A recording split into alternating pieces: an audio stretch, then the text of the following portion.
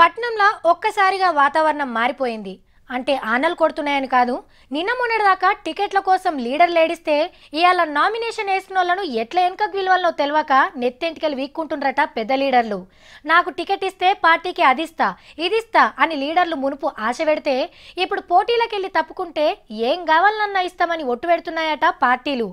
ఇన్ని దినాలు party office చుట్టూ చిన్న లీడర్లు తిరిగితే ఇప్పుడు చిన్న లీడర్ల ఇండ్ల చుట్టూ పెద్ద లీడర్లు తిరుగుతున్నారట. మా అయ్యవు గదరా అని బతిలాడు.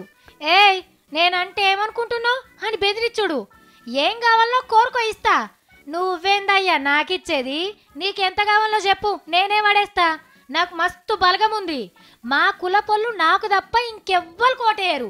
ఏం చేస్తావో చేసుకోపో, నేను కూడా చూస్తా. ఇగో గిట్ల నడుస్తున్నాయుల్లా పట్నంల బేరాలు.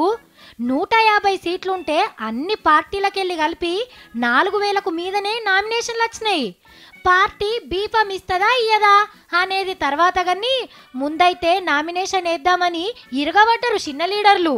ఫుల్లు డిమాండ్ ఉన్న అంబాసిడర్ కారోళ్ళు 800కు మీదనే నామినేషన్లు వేసిండ్రట.